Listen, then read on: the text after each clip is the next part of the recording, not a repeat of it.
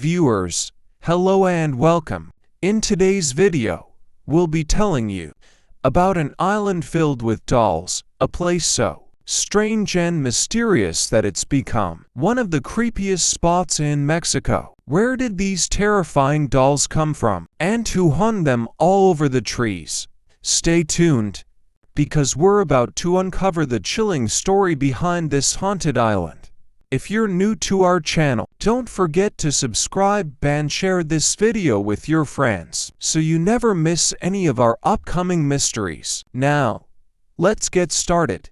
In the dark canals of Xochimilco, Mexico, there lies a place so eerie, so unsettling, that even the most fearless travelers hesitate to visit after sunset. Locals whisper about it in hushed tones, an island covered in hundreds, maybe thousands, of dolls. Their eyes stare blankly from the trees. Their limbs dangle lifelessly in the humid air. Their bodies, cracked and weathered by time, seem to watch, and perhaps even whisper, to those who dare to enter. Welcome to La Isla de las Muñecas, the island of the dolls. This isn't just a creepy tourist attraction. It's a story born from tragedy, obsession, and perhaps something supernatural, a tale that blurs the line between devotion and madness. The beginning. A man and his island. Our story begins decades ago, in the 1950s, when a man named Don Julian Santana Barrera left behind his home and family to live alone on a small island in the canals of Xochimilco. He was a quiet, spiritual man, deeply religious, deeply private. He wanted peace, solitude, but instead, he found something else, something that would haunt him for the rest of his life. According to local legend, Don Julian discovered the body of a little girl floating in the water near his island. The girl had drowned under mysterious circumstances. No one knew her name, her story, or why she had been there. For Don Julian, this discovery was devastating. He couldn't shake the image of the child's lifeless face, her hair tangled with water lily. He felt her presence linger in the air, a sadness that refused to fade. And then, he found something else, floating near the same spot. Was a doll. The first doll. Don Julian took the doll and hung it from a tree near his hut, a gesture of respect, or maybe protection. He believed the doll's spirit might bring peace to the dead girl's soul. But that single act became an obsession. Soon, he began collecting more dolls, hundreds of them, hanging them from trees, fences, and walls. Some he found floating in the canal, others he traded for produce and supplies. Each doll, he believed, carried energy, some good, some dark, and every time he hung a new one, he whispered a small prayer. The dolls began to rot under the heat and rain. Their eyes fell out, their limbs broke, their hair tangled in the wind. Yet, to Don Julian, this decay made them more real, more alive. He once told visitors, "The dolls speak to me at night. They tell me what the girl wants." People thought he was losing his mind, but he insisted. The dolls weren't just hanging there, they were protecting him from evil. The transformation of the island. Over time, the island transformed into a shrine, or perhaps a nightmare. What was once a peaceful retreat became a labyrinth of haunted faces. Dolls with empty sockets stared down from every tree. Some were missing heads, others missing limbs. Some were nailed to walls or impaled on sticks. It was said that at night, when the wind blew through the reeds, you could hear whispering, faint voices, giggles, even sobbing, as if the dolls were alive, whispering secrets to each other in the dark. Locals avoided the island. Even the fishermen who passed by refused to look directly at it. They believed the dolls carried cursed spirits, that anyone who mocked or disrespected them would meet the same fate as the drowned girl. The visitors and the fear. As rumors spread, curious travelers began visiting Don Julian. They'd bring him old dolls as gifts, cracked porcelain faces, eyeless baby dolls, plastic toys, missing arms. He would thank them and immediately hang them somewhere on the island. But many visitors reported strange things: cameras malfunctioning, cold spots in the warm air, dolls' eyes seemingly following them as they walked, and at night, some swore they saw the dolls move. There's one story that stands out. A young couple visited the island in the 1980s. As they explored, the woman felt a tug on her hair.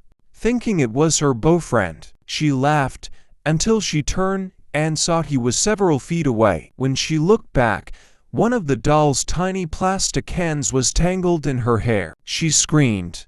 Don Julian calmly untangled it and said, "She doesn't like strangers touching her friends." Don Julian's fate.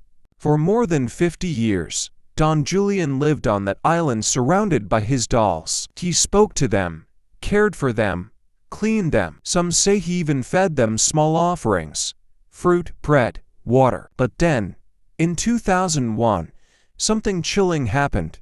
Don Julian was found dead, floating in the exact same canal where he had once discovered the drowned girl. Locals said it was no coincidence. The spirit had finally claimed him. Others said it was a heart attack, a tragic accident. But to those who believe in the supernatural, it was clear.